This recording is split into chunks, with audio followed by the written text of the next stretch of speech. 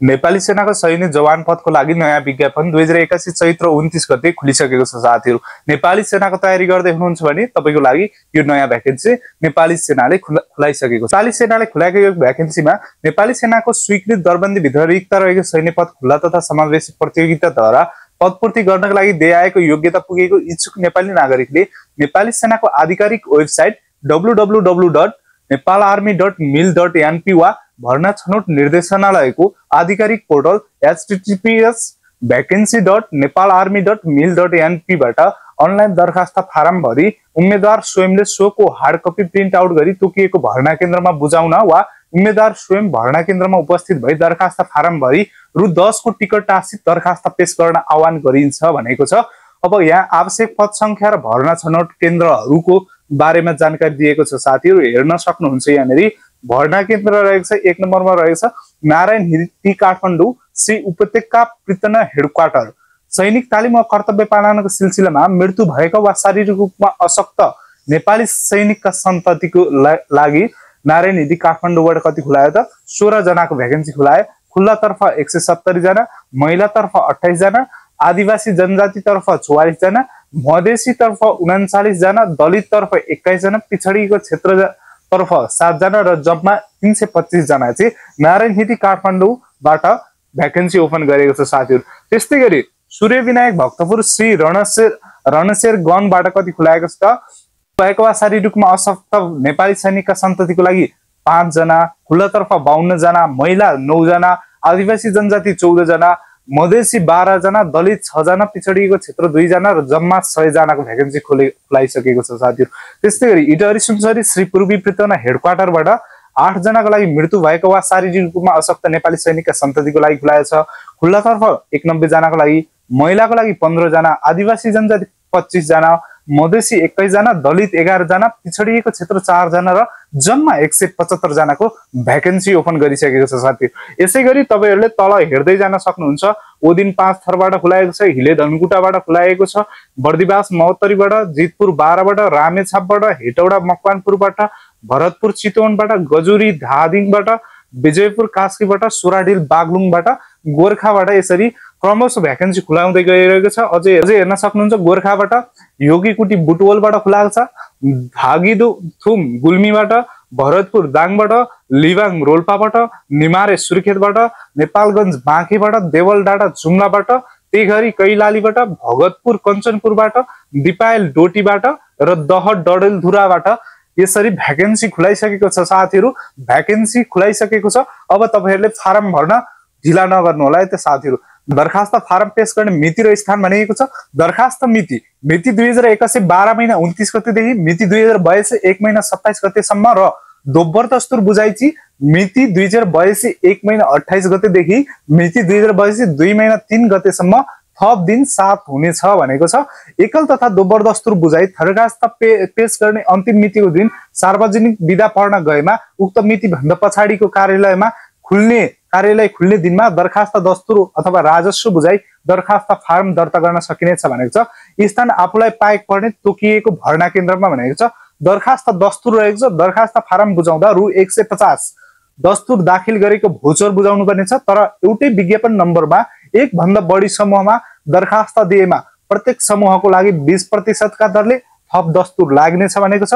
उम्मेदवार स्वयंले सम्बन्धित भर्ना केन्द्रले तोकेको बैंक खाता नम्बर, कार्यालय कोड र राजस्व शीर्षक नम्बर 14224 परीक्षा शुल्क खातामा जम्मा गर्नु भई सोको सक्कल भोचर तथा प्रतिलिपि प्रति एक दरखास्त फारम साथ उक्त भर्ना केन्द्रमा पेश गर्नुपर्नेछ भनेको छ साथीहरु। यसका लागि आवश्यक योग्यता के छ भन्दाखेरि साथीहरु न्यूनतम शैक्षिक योग्यता रहेको छ। कक्षा 8 उत्तीर्ण गरेको हुनुपर्नेछ। कक्षा 9 र 10 उत्तीर्ण हुनेहरूले पनि कक्षा 8 उत्तीर्णको शैक्षिक योग्यताको प्रमाणपत्र अनिवार्य रूपमा बुझाउनु पर्नेछ। एसएलसी अथवा एसयु वा सो भन्दा माथिको शैक्षिक योग्यताको प्रमाणपत्र पेश गर्नेहरूले कक्षा 8 को प्रमाणपत्र बुझाउन नपर्ने, तर एसएलसी एसयु सहित सो भन्दा माथिको सबै शैक्षिक योग्यताको प्रमाणपत्र प्रतिलिपि बुझाउनु पर्नेछ। लेटर ग्रेडिङ निर्देशिका 2078 लागू हुनु पूर्व जारी भएका प्रमाणपत्रको हकमा कक्षा 8 उत्तीर्णको प्रमाणपत्रमा न्यूनतम जीपीए 2 अनिवार्य हुनुपर्ने र कुनै पनि विषयमा डी+ भन्दा कम हुन नहुने र एसएलसी एसयु वा सो भन्दा माथिको शैक्षिक योग्यताको प्रमाणपत्र पेश गर्नेहरूले पेश गरेका प्रमाणपत्रहरू मध्ये माथिल्लो शैक्षिक योग्यताका प्रमाणपत्रमा न्यूनतम जीपीएससी सीजीपीए 1.6 अनिवार्य हुनुपर्ने र कुनै पनि विषयमा डी+ भन्दा कम हुन नहुने।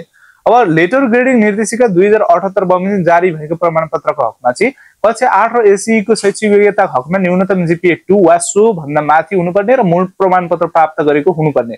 कक्षा 12 को शैक्षिक योग्यताको हकमा जीपीए 1.6 वा सो भन्दा माथि हुनुपर्ने र मूल प्रमाणपत्र प्राप्त गरेको हुनुपर्ने भनेको छ साथीहरु। शारीरिक योग्यताका कुराहरु, शारीरिक योग्यतामा पुरुषको लागि रहेछ उचाइ न्यूनतम 5 फिट 3 इन्च, छाती नफुलाउँदा न्यूनतम 32 इन्च र फुलाउँदा न्यूनतम 34 इन्च। ओजन भनेको छ ओजन भनेको वेट हो, न्यूनतम 50 केजी अथवा 110 पाउन्ड र महिलाको हकमा रहेको छ उचाइ न्यूनतम 5 फिट र वेट रहेको छ न्यूनतम 40 केजी अथवा 88 पाउन्ड रहेको छ। चस्मा प्रयोग गर्ने भएमा आँखा प्लस अथवा -2 भन्दा बढी कमजोर नभएको हुनुपर्ने भनेको छ।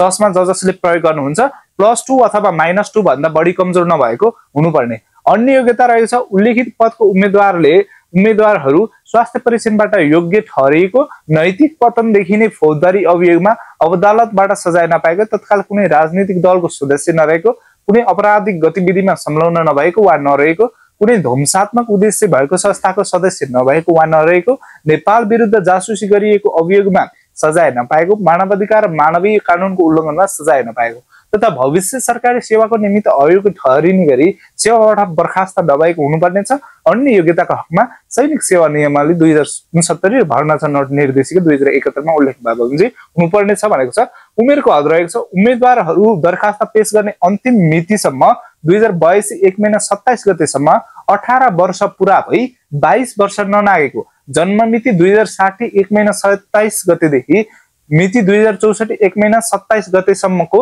हुनुपर्ने। नेपाली सेनाको बहालवाला उम्मेदवारहरूको हकमा 26 वर्ष, जन्म मिति 2056 1 महिना 27 गते र सोपछि जन्म भएको ननागेको हुनुपर्ने। नेपाली सेनाको बहालवाला उम्मेदवारको लागि दरखास्त पेश गर्ने अन्तिम मिति 2082 1 महिना 27 गतेको दिन न्यूनतम सेवा अवधि 1 वर्ष पूरा भएको हुनुपर्ने छ भनेको छ। युनिट प्रतिको सिफारिस पेश गर्नुपर्ने छ भनेको छ। दरखास्त साथ समावेश गर्नुपर्ने आवश्यक कागजातहरू, व्यय बमोजिमको कागजातहरू, प्रतिलिपिहरू उम्मेदवारले स्वयंले प्रमाणित गरी एक प्रतिको दरले नेपाली फाइलमा राखी पेश गर्नुपर्नेछ। किरमेट तथा दोहोरो लेखिएको प्रमाणपत्रहरू मान्यता हुने छैन। दरखास्त दिनाउँदा पेश गरिने सबै कागजातहरूको सक्कल प्रति साथमा ल्याउनु पर्नेछ, जसमा रहेको छ नेपाली नागरिकताको प्रमाणपत्र, सबै शैक्षिक तहहरूको योग्यता प्रमाणपत्रको लब्धाङ्क पत्र, चारित्रिक प्रमाणपत्र र ओरिजिनल अथवा प्रोभिजनल प्रमाणपत्र। नेपालका विद्यालय विश्वविद्यालयहरू बाहेक अन्य बोर्ड तथा विश्वविद्यालयहरूबाट उपाधि हासिल गर्नेहरूको हकमा पाठ्यक्रम विकास केन्द्र त्रिविवीबाट समकक्षता निर्धारण गरेको प्रमाणपत्र पेश गर्नुपर्नेछ। अरु लग्नुपर्ने सामानहरू तपाईले यहाँ स्क्रिनमा देख्न सक्नुहुन्छ। अब फोटोग्राफ रहेको छ। उम्मेदवारहरूले हालसालै खिचेको पासपोर्ट साइजको पुरै मुखाकृत, दुवै कान समेत प्रष्ट देखिने एकै किसिमको फोटो। पुरुषको हकमा दारी र कपाल काटेको हुनुपर्छ। प्रति 4 र 2 साइजको 2x2 साइजको फोटो प्रति 1 दरखास्त साथ पेश गर्नुपर्ने छ भनेको छ। परीक्षाको लागि सम्पर्क मिति र स्थान भनेको छ दरखास्त फारम दर्ता पश्चात मिति 2082 2 महिना 14 गतेको 11 बजे दरखास्त पेश गरेको सम्बन्धित भर्ना केन्द्रमा भनेको छ साथीहरु। यसरी यो 2081-82 मा 2081 साल चैत्र 29 गते नेपाली सेनाको हेडक्वार्टरबाट भर्ना छनौटको लागि भ्याकेन्सी ओपन गरिसकेको छ साथीहरु। तपाईहरुले समयमै दरखास्त बुझाउनु होला। यदि समयमा दरखास्त बुझाउनु भएन भने तपाईलाई दोब्बर दस्तुर लाग्नेछ र दोब्बर दस्तुरको म्याद नागेपछि तपाईहरुले भर्ना पाउनु हुने छैन। यसरी तपाईहरुले नेपाली सेनाको भ्याकेन्सी ओपन भएसँगै तपाईहरुले नेपाली सेनाको लागि दरखास्त दिन सक्नुहुनेछ। तपाईहरुलाई हाम्रो भिडियो राम्रो लागेमा हाम्रो च्यानललाई सब्स्क्राइब गर्न भने नभुल्नु होला है त साथीहरु।